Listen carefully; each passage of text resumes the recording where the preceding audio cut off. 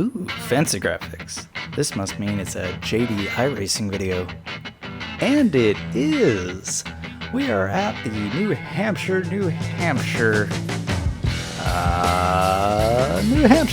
Motor Speedway. It says it 3 times. This is the New Hampshire Motor Speedway just outside of Loudon. And it is a full mile, flat banked oval. It is a challenge and a half to get around here. And, you know, decent straightaways, but can lead to a lot of carnage. I had one race where that is exactly what happened. We'll watch this here. Notice there's a little chicken car right behind that car spinning, and oh, he's getting pinballed. He's getting pinballed bad. And up it. And a weird little skip there, and I don't think there's a single body panel that's straight on that thing. Ow. That hurt. A lot of cars hurt in that one. Yeah, just people driving a little bit too hard. And let's watch on board with me. We'll watch this wild ride here. See, that car gets a little loose, and I try to check up. I even get off the gas pretty quickly, but there's just no saving me.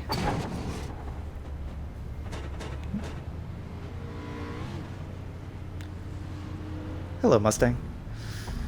Yeah, that's what happens. Unfortunate.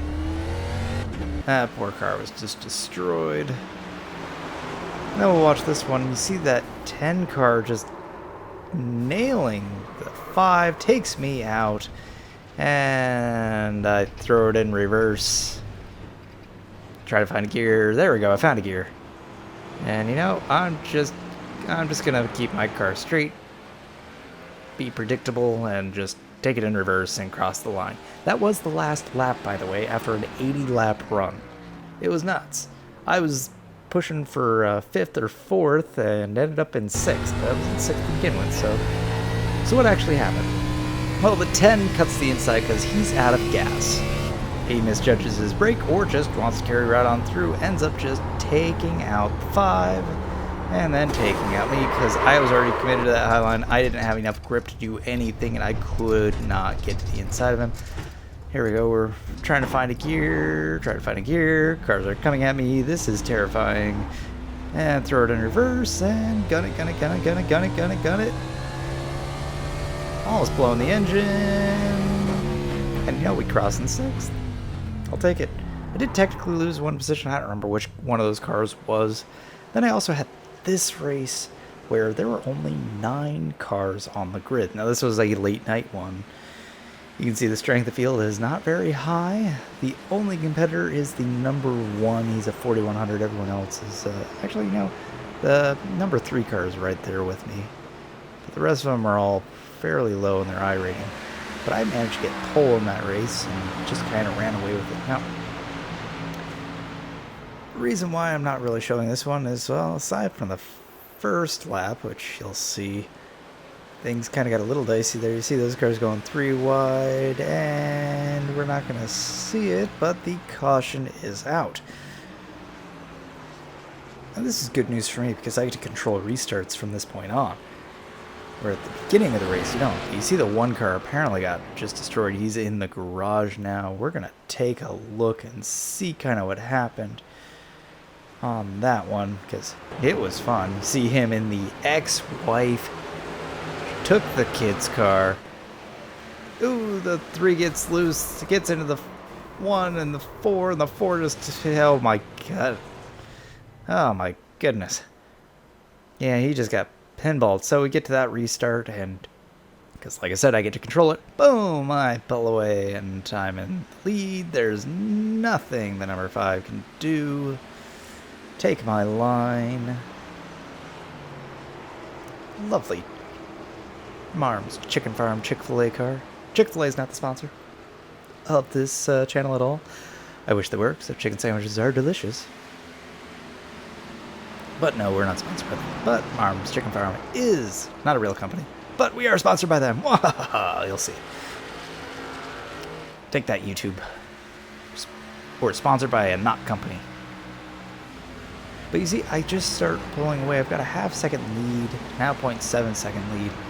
and there's really nothing that they can do, and that's pretty much all she wrote. That's the reason why I'm not showing this race, because it was pretty boring, because that was about all the excitement that happened in that race.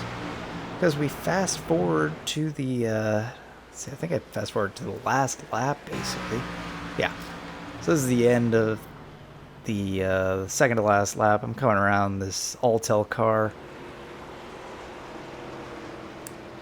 And you see, aside from two cars that obviously quit out, having the 78 laps down, every other person is a lap down or more, with the exception of the number 3 car, who is 16 seconds down.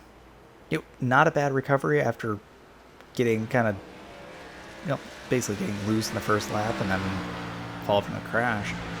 But again, he could not get anywhere close to me. And you notice, I didn't pit at all. Those are 80 lap old tires, and I still managed to do that. Ooh, I hear fireworks outside. And so I get the win. It was very decisive. But again, this is what happens when you do late night racing. It's fun though. Speaking of late night racing, I just missed the cup race. Oh well.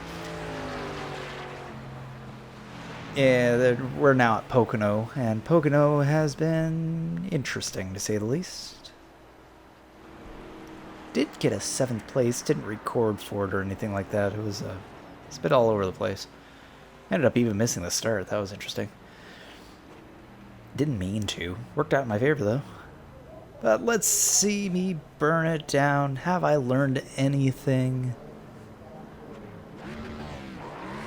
Yeah, a little bit. I'm learning to hold the brake. Trying to do a burnout here. The car keeps trying to spin on me, so I just end up making the executive decision. Yeah, we're just going to do some donuts. Very nice and controlled. See, I've gotten better. Look at that. Oh, almost get into the wall. Okay, that's probably enough. Alright, let's take it into the garage. Come on, you've shown off enough. Okay, you're going to try... Yep, almost lose it. Alright. Now you're just embarrassing yourself. Come on, wrap it up. Well, that was my 6th win. 6th win, JD, is a little bit cocky, I guess. Just wanted to really celebrate. It was just fun. So here's the race that I actually do want to cover. Now, it's a much stronger field in that there's some people here that I've raced with. Now, this is a second split lobby. I am the number 1 car, so I feel I have to perform in this one. But you'll notice the number 3 car, Mr. S. Fitzpatrick 3, he's the same guy that ran out of gas in the other race. Now, that incident aside, he was actually a pretty clean racer, very quick. And I noticed that he's there, and what that's going to do in my head is say to me, I have to look out for him. He's probably going to be my main competition.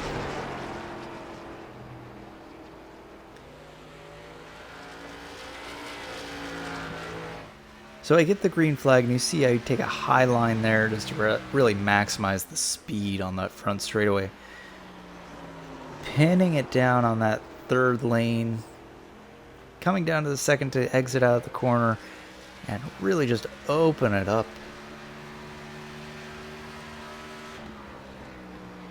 Braking right up the 2 board, onto the 3rd lane, come down into the 2nd lane, really try and gun it. Little bit slidey, and cross the line with a 30.462. Now that was good enough for pole. But as I'm driving around, there are some drivers that are getting into the 5s, some drivers that were getting into the 4s. I was getting a little bit nervous.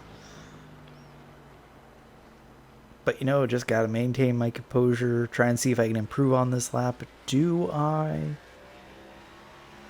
And no, I don't. I actually ended up getting a 4.91 on that one, which was not bad. Still a very good time for qualifying around New Hampshire. Fastest time I did see was like a 29.9. I don't know how he managed that one, but my best time around here, I think I got a 30 dead. It's like a 30.017. It was really cold, and that car just had a ton of grip. But you see, I start and pull, and you notice I'm turning off my engine. See, 0 RPMs there. And there we go, get the engine up, and then turn it off again. Now, why am I doing that? Well, my fuel calculator is telling me I have 80.7 laps worth of fuel. So I want to try and save every which way I can, just in case it does go fully green. I don't want to end up like the 3 did when he was the 10. But you see, he's starting on my outside. Now, in a restart, or in a start, I don't have control. Flagman does. So I'm at his mercy, but we get the green flag here, and I do manage to get a good start. That's good for me. I'm able to get clear up in the front, and I'm able to take my line. And that's really beneficial, because that means, one, I've got clear air. The 3 is mired in a little bit of a battle there. That's only going to benefit me. So yeah, in a start of a race, if you're on pole, the flagman has control of it. So you wait till he waves the green flag, and then you go. But subsequently in restarts, you have control if you're the leader, which is pretty cool. That means I want to maintain this lead for as long as I can. Now, the reason for that is, well, this track is quite tricky. It's really difficult to pass, and it's really hard to try and gain any positions unless you have a really considerably faster setup than the cars that you're around. So I do not want to get mired in traffic, especially knowing that Fitzpatrick there is there. So I'm going to try and keep pulling away.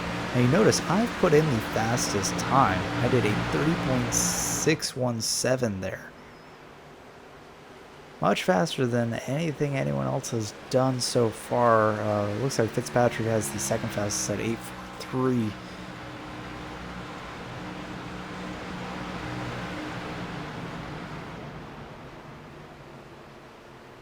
So I'm doing pretty well. As long as I can maintain this pace, continue pulling away. So now I've increased that gap to 1.2, 1.3 seconds there. You know, this is looking pretty good for me. You know, the other race that I showed me running away with it. Now watch my steering inputs here. You want to be as smooth as you possibly can to come into these corners to maintain as much speed as you can. That way you're also not scrubbing the right side tires, because the right side tires are taking up pounding here. Left side's not so much unless you really smoke them up. Really nice and smooth, braking right about just a little bit before that 2 board.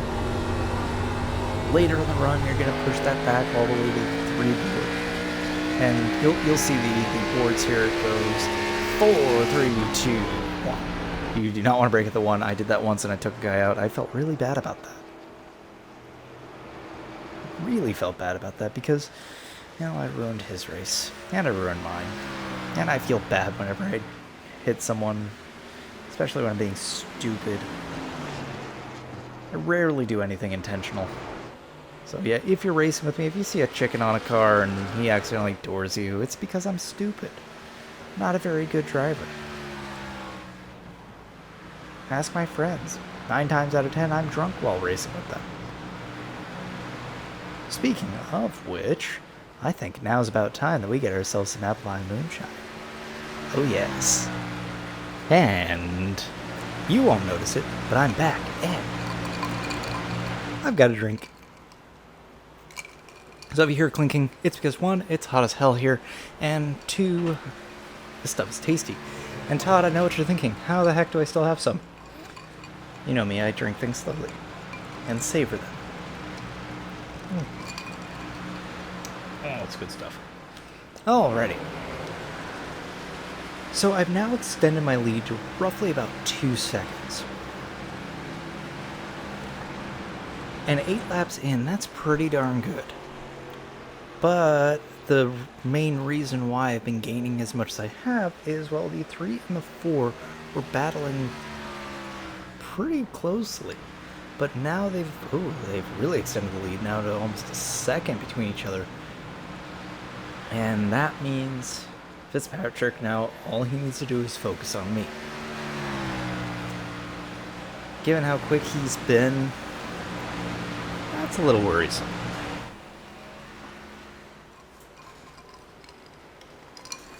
Now, as long as I can maintain this, I'm not too worried.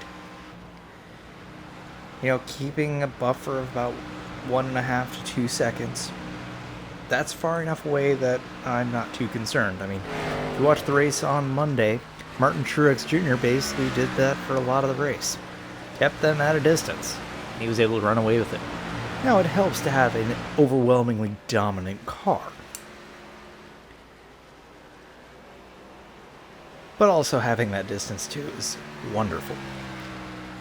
Now, if you didn't watch that race on TV, it's probably because you were like me and had to go to work, but I did listen to it on the radio.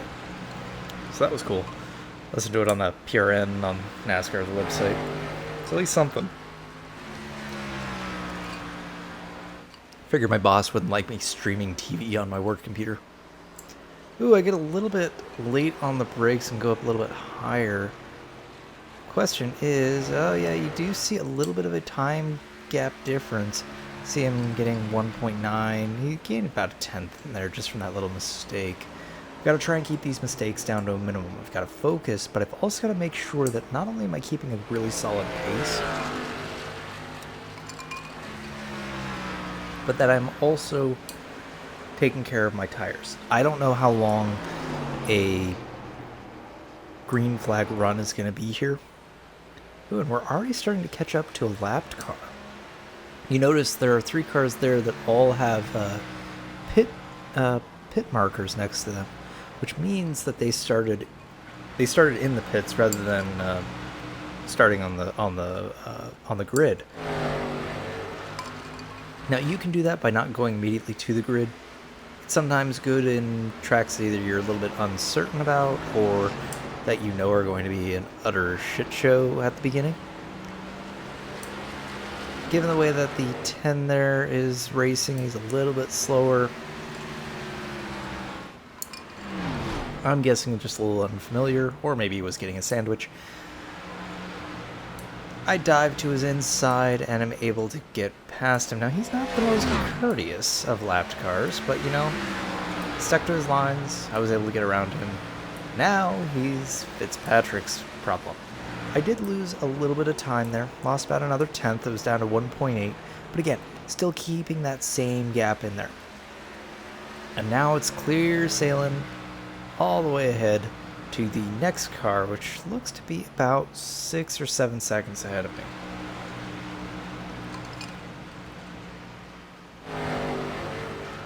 More importantly, actually, see, I've gone down to 1.7. Oh, nope, now 1.9. It does get a little bit squiffy in the turns because the turns are so wide. I mean, they're 5 lanes up the track, so now it's starting to get to about, okay, 2.1. So yeah, he did lose a little bit of time there. And you can see his exit was compromised out of 2 in the last lap because he was side by side with him. So yeah, okay, that's good news for me. I am perfectly okay with that. I want him to have his lines compromised because it means that I'm not going to be compromised by him hounding me because he'll still be behind me. And that's cool. That's good in my book.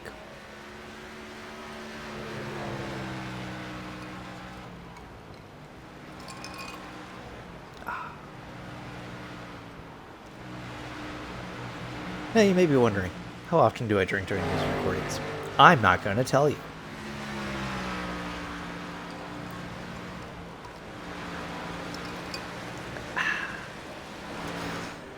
All right. My drinking aside, I am starting to catch another lapped car. So we're starting to get into that sort of conveyor belt mode of racing. It's common at shorter tracks. So your things like, your half miles, your 3/4 miles, your full miles, sometimes get these sort of conveyor belt action where just cars are spread out. And granted, you look at the spread there. To me, 2 seconds back, you got Fitzpatrick, and then it's 7 seconds back to third place. That's pretty intense.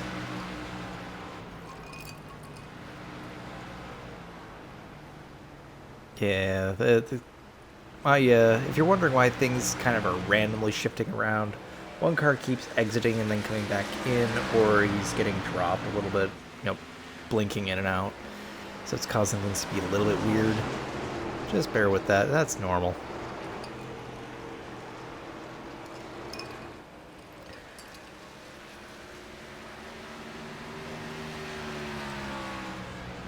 Now, I don't know if we've seen this car before, but I did revise a little bit of my chicken car. I did put chicken sandwiches and waffle fries on them.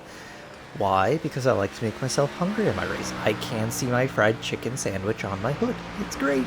And then we got 2 chickens on it as well, flanking the sandwich on the hood. That's not morbid at all. But I like this car. I really do.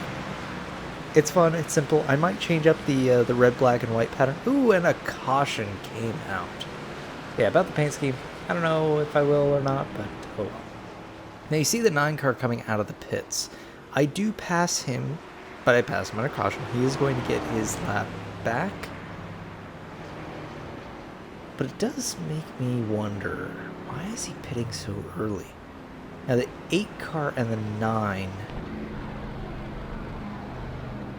both of them pitted right around the same time.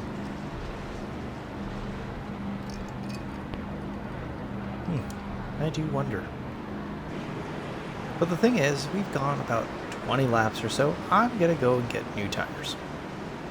So we head into the pits. And at this point in the race, I'm guessing and myself included, we're all going to get 4 fresh tires. Why? Because why not? We don't know how long the next run's going to be. I'd rather have better tires. And I think everyone else is going to probably do the same thing. At this point, this early in the race, 4 tires is the play. So you see them putting on the right sides, now the left sides. See Fitzpatrick doing the same thing there. And I peel out of there. Being the number 1 slot does have its benefits. It does mean I can get out of pit lane pretty darn quickly because I don't have to really worry about my speed because I don't get up to full speed to the speed limit of pit road coming out of the pits. It's pretty nice. Let's see what actually happened there. The 9, or the, what's this, the 12 and the 10 here. 12's already looked to be a little dented up. I wonder what actually happened to him too. But, ooh, the 10 just gets into him, gets up a little bit. Some drivers, and I've noticed this before, is they will just drive their line. Regardless of if there's a car on their outside, they don't modify it. They end up causing problems like that. It's common with new drivers. It's common with stupid drivers. It's common with me too. I've done it. Well, I think it's about time for a word from our sponsors. We'll be right back. We interrupt this interruption with a new message from Whiskey Valley Logistics. Wait, no! We interrupt this interruption with this interruption from Whiskey Valley Logistics. Do you need cargo ship but the supply chain sucks? Fix that problem by flying with Whiskey Valley Logistics. We ship anything, anywhere, at any time, and anything that flies. Need whiskey? Get it shipped from Whiskey Valley Logistics. We have highly competitive prices because it costs you nothing. Ship it to a friend, ship it to your enemies, or just ship it to yourself. Whiskey Valley Logistics. When your whiskey tastes shipped to the moon, we ship them to the stars. Disclaimer. All explosions are to make fun of 90s era commercials, not about planes, and also totally not a real company, totally not advocating bootleggers or rum runners, and totally just for laughs, so calm yourself, you two. This is also a shameless stealing of Jay's 2 cents I fix it spot, and I don't care. Official whiskey supplier of GLR Esports. Does your chicken come off the barbie better than anything your mates could dream of? Then you must get your chicken from Mom's Chicken Farm. Fresh from the farm to your table. Nothing but the best to feed your family. That's Mom's Chicken Farm and JD's Chicken Feed and Tackle. We feed ours the best, so you can feed yours the best. Official sponsor of GLR Esports. Welcome back. Those are just too much fun. Again, thank you, Neil the Seal, for doing the recording for that. Yes, it's upside down on purpose. That's so he can see it. Because if it was right side up, being an Aussie, he can't see anything. It's just how it works down there. Well, we are coming to the green flag, and again, I have control here, and I just take off, and you see the 3 there was a bit snoozing, so I easily take it up onto the line here, and dive right into my corner there. Beautiful. Oh no. Alright. Disclaimer here. Moonshine is hitting me, and it's feeling great.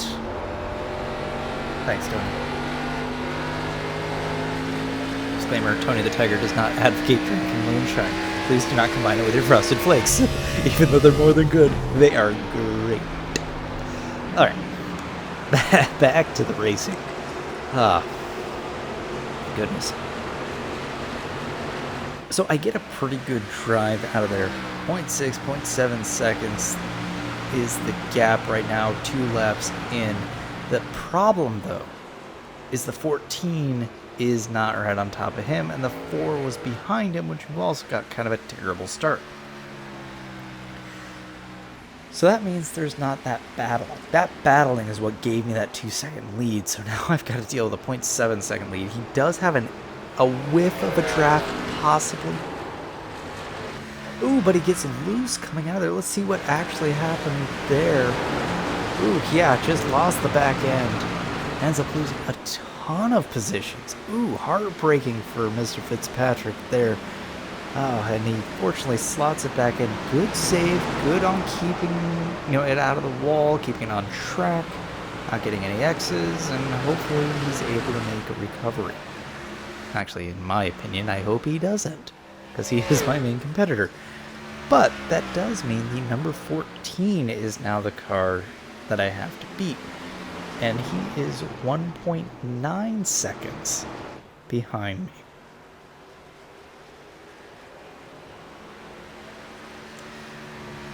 This race just got a little bit easier. And I can breathe a little bit because now I'm starting to increase my gap even more. Now, with the 3-car falling back, how does this influence my strategy? Well, the reality of it is, well, it shouldn't really change my strategy all that much. But what it does mean is that my main competitor, the guy I was mostly worried about in this entire race, isn't really going to be a factor, because he's got a much greater gap now to reach my bumper than he had before.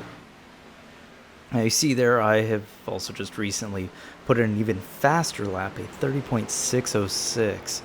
So I am flying, and that just makes it even more insurmountable for Mr. Fitzpatrick there. Because what he's got to do is he's got to move through 7 more cars to get to me. Yeah, I counted right. 1, 2, 3. I did go to a California public school. No, that's 6 cars. I can count. I swear, I promise. Put a like if you went to a California public school. Leave a comment if you went to a better school. If you went outside of California, you obviously went to a better school, because we're just trash, man. Oy. Especially with the amount of tax money. Alright, we're not going to go down that rabbit hole. I don't want to. It's just going to make me sad. But the thing is that I now have to think about my strategy here. So with 22 laps being when we pitted, it's now 10 laps in from that stint, I can make it to the end. There's no doubt about that, because I've done a full 80 lap run. There was no problem with that. But the thing is, I've got to keep in the back of my mind, we're dealing with a reasonable spread of skill levels here. I'm the highest, being the number 1 car, having, I think at this point I was like 2450, 2460, something like that, I rating. And the lowest here being the number 19 being in a 1300 something. So there's a wide range of skill levels here. I mean, to really put the iRating in perspective, the difference between even just 600 or 700 points from my own personal experience, like just from me being a 1600 or a 1700 driver and me being a 22, 23, 2400 driver, I noticed that I suck marginally less. One of you guys is gonna make a sexual joke. Feel free. Amuse me. Dance puppets. See, now that I've done it, you're not gonna do it. Haha, see, it's reverse psychology. If you say reverse psychology to reverse psychology, what is that? I swear I haven't been drinking. Or maybe I should. I do have apple pie moonshine still in my fridge. It's delicious. Tastes like apple pie. And then it gets you drunk. Alright, enough rambling. Let's get back to the race here. The thing that's in the back of my mind, though, is because of the wide range of skill levels here, we could run into the possibility of a later race caution. I mean, these cars are a little bit challenging to handle. They're easier than the Cup cars, I will give them that. Cup car around here is awful. Oh, it just felt terrible. I could not get that thing underneath me. That car wanted to slip and slide every which way. The Xfinity cars, sure, they're a little bit slidey if you're a little too aggressive. But they handle like I expect a stock car to. And I think part of that is my first race here at New Hampshire was in the trucks. I was a C-Class driver. I was garbaggio. But this was like maybe, 5-6 weeks into me having iRacing? I don't even think I posted any of those races. They were good, though. But I cut my teeth on that, and so the Xfinity car around here just felt like the natural progression. It felt good. Car really didn't seem to be out of control. But I could get the back end to slide around and get some speed out of it. It was fun. But I've got to make sure that I, take care of the tires. But if someone spins, what's going to be my strategy? I'm thinking about it right now is I really should maintain position more than anything else. Position around this track is huge. I mean, while you can have multi-groove racing, it's a single groove track as far as speed's concerned. I mean, I want to stay right on that 3-lane, cut a little bit into the 2-lane coming out of each corner, but that's it. I don't want to slow down for nothing. So if I get a car on my inside, it's going to slow me down. It's going to allow them to do, pass me if they've got 4 fresh tires and I don't. So obviously I'm going to pit at this point. 20 laps in, I get around the 10 there. 10 goes into the pits. I don't know what's up with them. But I know that if I don't take tires, and a car does, get to my inside, they're going to be able to pass me. So I have to take tires. And with it being basically right at about the 20 lap mark, it's right about that point when you take tires. Now, you have 3 sets of tires. Now, I've already taken one. If a caution were to happen here, I could take another. And, if a caution happens at lap 60, I could take another. And be perfectly fine. But I have to be mindful. The 2-tire strategy around here actually works pretty well because the wear on the inside tires, the left sides, really aren't considerable.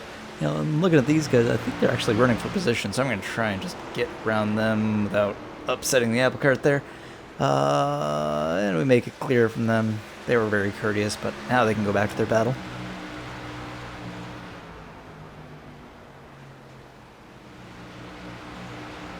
But the inside tires are going to only grade about maybe 90 to down to 95%, 96. It's kind of crazy. All the load is going onto those outside tires, so you got to make sure you take care of them. But let's take a look back at how my gaps are to the number 14. You notice I got this fancy tool here. I've shown this before, but now I actually understand it a little bit better. So what it's going to show is my time up at the top there is a 31.530. That's my last lap time. The second place car, Mr. Curtis, or Mr. Stigall there. Sorry, I just outed his full name. My full name's there too. No one's going to recognize me. It's fine. It was a 31.734, so I was gaining about 0.2 on him in the previous lap. So now it's going to wait about 5.25. There we go. Now he's got 31.856 to my 31.553. That means I'm continually gaining time on him. I'm increasing that gap. This tool is amazing because basically at a glance I can tell if I'm gaining on a car or I'm losing on a car. It's really cool when you're a leader. It's also really cool when you're in a pack. I used it at Pocono earlier. It's pretty cool. Now, the other question is, can you tell that drunk JD's back? Yeah, I recorded that last maybe 10-minute segment before I found the Moonshine again. Ooh, but you see the 10 there got a little bit looser. Let's take a look back and see what happened there. See, I'm coming out of 2 here, and he just loses the back end, goes into the grass. You know, good on him, manages to keep it out of the out of the wall. Good on him. All right, well, let's come back here. You see, I've already come to the inside of that car. The number 17, he's got a little bit of damage to the back end. You know, this track, it's aero-ish dependent, but it's also mainly tire dependent because, you know, you're not getting fast enough. You're doing maybe 140, 150 down the straight at most. But then you're slowing it down to about 80 to 90 miles an hour through the corners. So, yeah, back end damage. Not going to be huge detriment. It's going to still affect you a little bit. I mean, perfect car is way better than a slightly messed up car.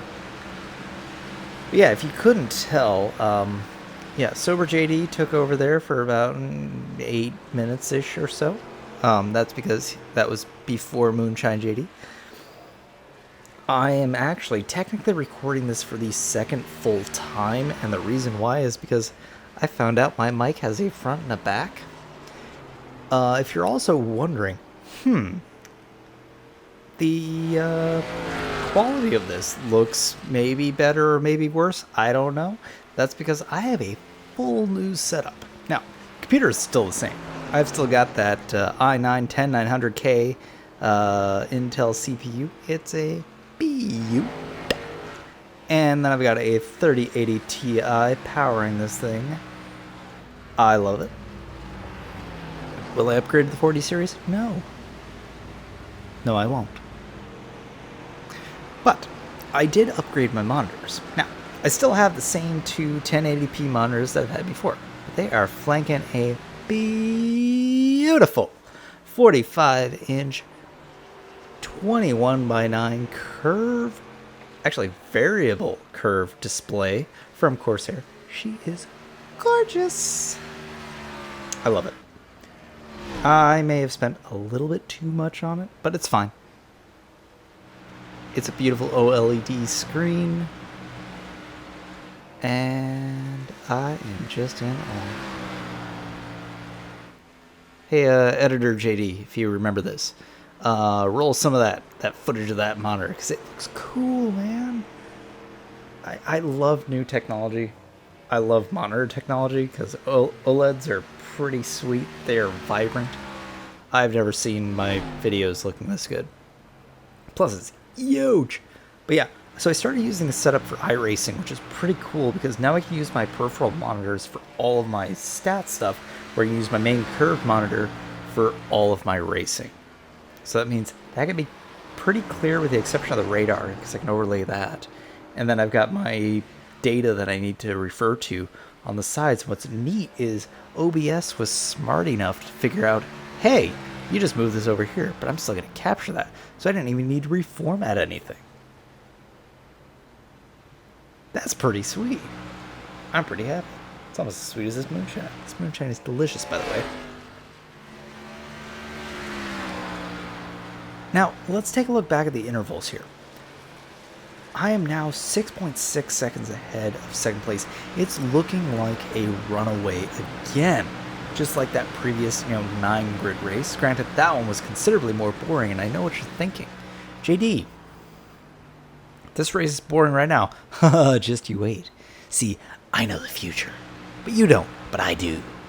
Granted, you could take the timeline and push it about 6.5 minutes ahead, and you could find out what happens in the future. But I wouldn't do that because that would just be mean. You should hear the full ramblings. Oh yes, I know you're here for my ramblings, not for my racing prowess. Why aren't you here for my racing prowess? I'm having an existential crisis. It's fine. I've been having one for the last year or so. It's fine. It's cool. But yeah, that existential crisis side, it's fine. So we are maintaining that lead against the 14. Now, what's interesting is if you look down that list, Mr. Fitzpatrick, the number 3 there, has moved up into 4th place. He is running down the 4 and running down the 14. He's only half a second back from the number 4, and who is also half a second back from the number 14. So good on him for making a recovery. Now, granted, all 3 of them have lost time to me. Now, part of that is because, well, I've had basically clear air. Most people are not going to stop the leader from passing because they're not assholes. They might not let the 2nd or 3rd or 4th place car pass them because they're not paying attention. Not because they're assholes, because they're not paying attention. Pay attention to the leader. Don't pay attention to the 2nd, 3rd, 4th place. I've been that 2nd, 3rd, 4th, 5th, or 6th, or 7th, or 8th place car trying to pass a lap car, and he's not paying attention because he just sees a car in his rearview mirror. But the thing is, when Fitzpatrick lost the rear end, he was 5 seconds behind. He's now closer to 8 seconds, meaning he's lost a full 3 seconds to me. Now, Racing JD there has no idea of that. All he's doing is, I need to get past that, what is that, 16, 19? I don't know what he is. No, it's not 19, because 19's never been in this race. 16. I know numbers. I went to California public school. Yeah, he was being a little obnoxious, but he didn't expect me to try and dive onto his inside. He lets me pass. That's cool. So I lose a little bit of time, nothing major. Still 6.7 seconds ahead. Now, we are approaching now lap 60. So I've been racing on these tires for nearly 40 laps. What's really cool, though, is looking at my deltas. I've been roughly about 31.6, 31.7 per lap. I've only lost a second after 40 laps. Now, this setup is amazing. Now, if you don't know, there's a huge market for iRacing setups. There's a lot of pay-to-win setups. I don't remember what they are because I'm far too cheap to ever pay for something. But I know there's a lot out there. There's a lot of pay-to-wins. I think there's one called Raikou or Entei or Suicune. I don't know. It was a Pokemon or something. Editor JD, put in Pokemon because it's cool. Those setups are quick, but it's for people willing to put down the money to get a good setup just to have a good week. I'm not that kind of person. I'm cheap. So I went to a place called OS Racing. And OS Racing puts out a bunch of fairly good but free setups. They do it for most of the NASCAR series cars. Their cup setups kind of suck, but their Xfinity and truck setups are pretty good. I get around the 17 again. Nothing major. He's in 16th now, 2 laps down. But OS Racing put together a phenomenal setup here for New Hampshire. I don't know how most people aren't running this thing. The qualifying setup was quick as hell. Nearly close to what the top times I was seeing. And its racing setup was really competitive. Even in top split lobbies, I was still in the top 5 for a lot of it until I got completely and utterly screwed by people dooring me because they didn't know how to race. It was awesome. I love OS Racing. They are a cool site.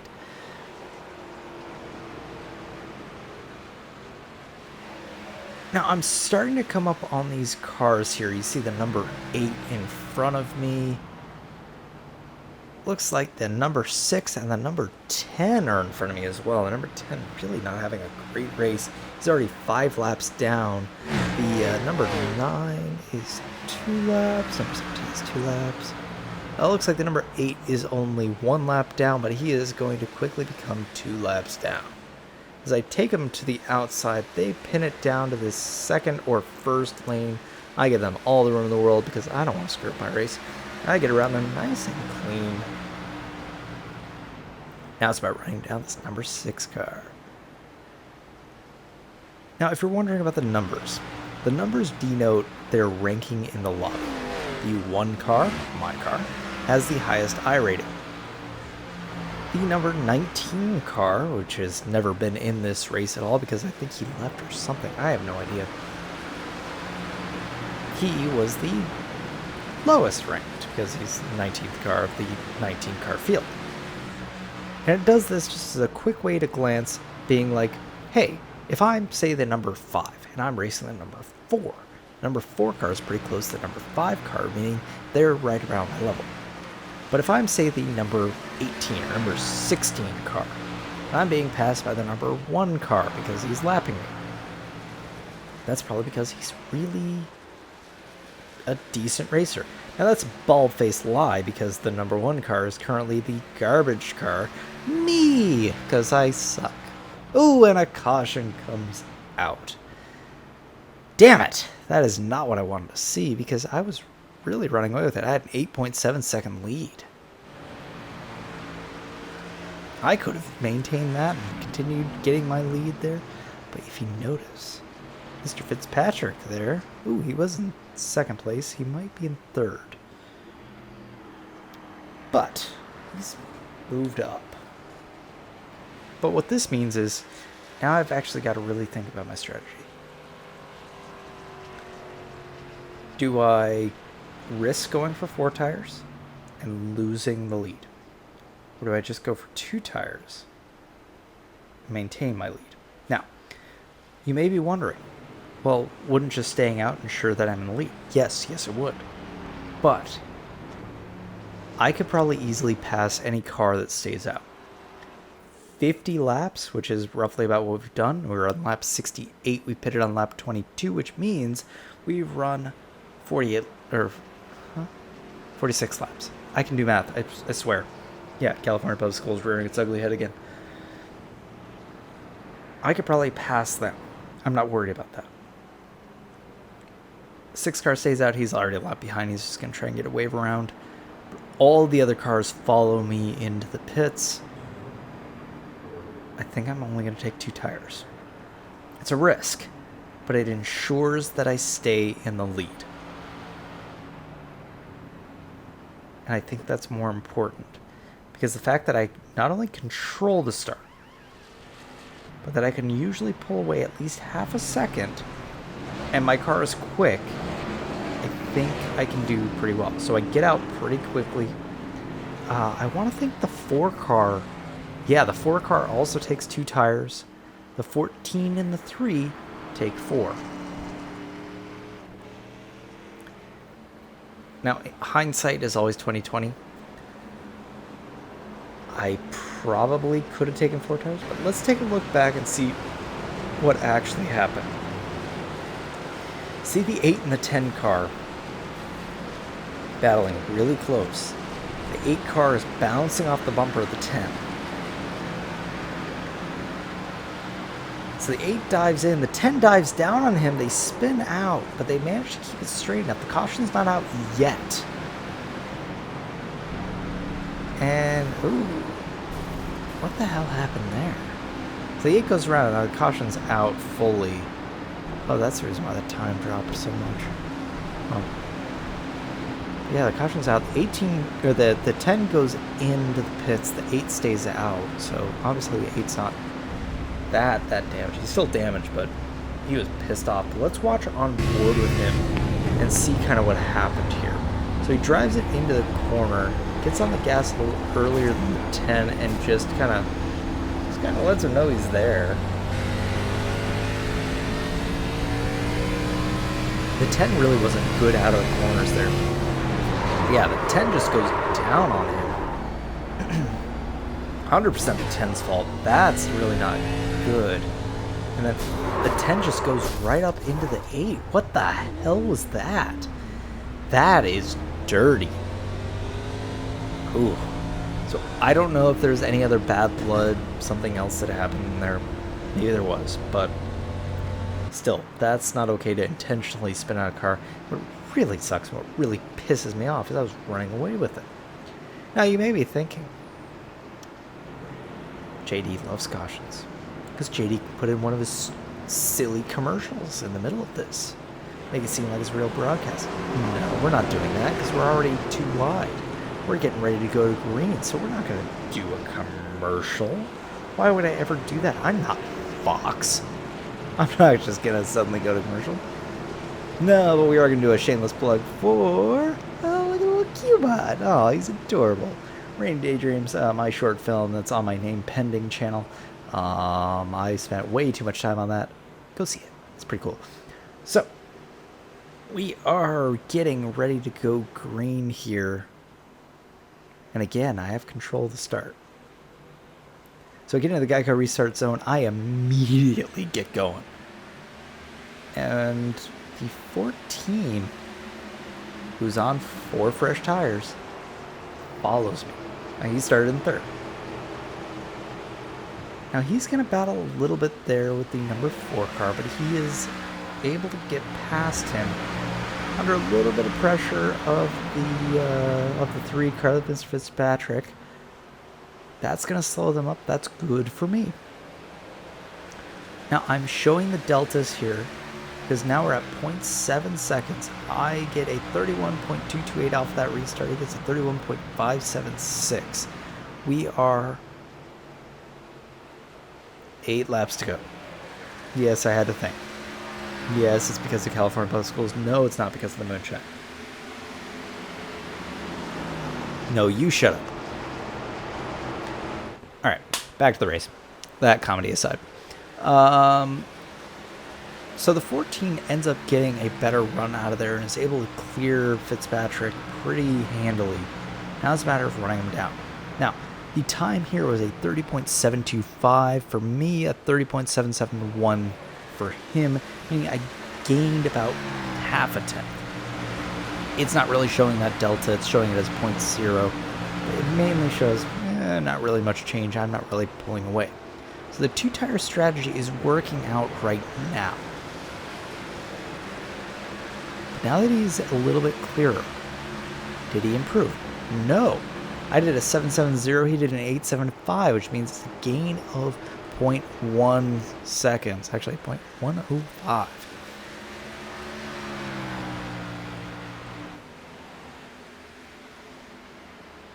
Dive it in. Actually, go a little bit high there. I'm going to lose a little bit of time here. You can kind of see the delta playing around there. Will I gain any time on him?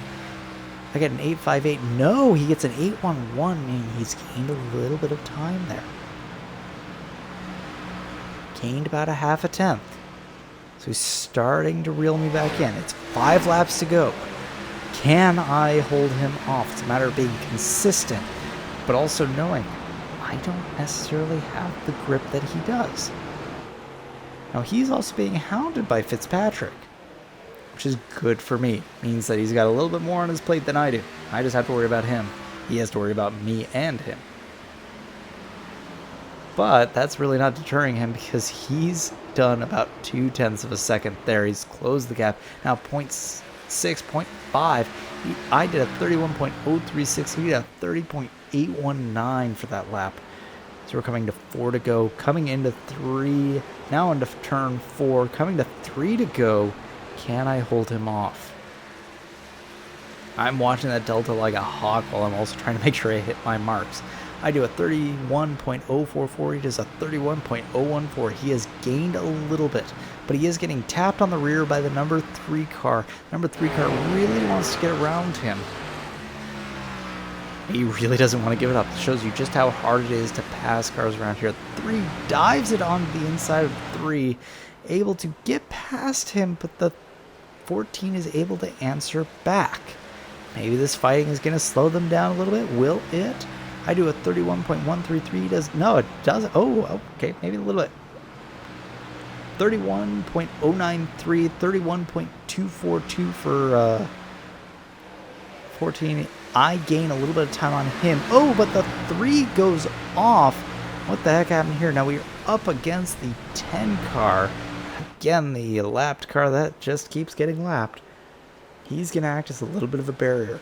And we are coming to the white flag, brought to you by Mom's Chicken Farm. There's a little space chicken. Now the 14's turn is a little compromised trying to get around the 10. He's actually a little bit ticked about him because it's the last lap. He wants to try and run me down, but he's not going to. Even though he's gained about a little bit, almost a 10th on that previous lap. But I come out of 4, I get on the power, he is not next to me, and I'm able to get the win. Woo! What a race.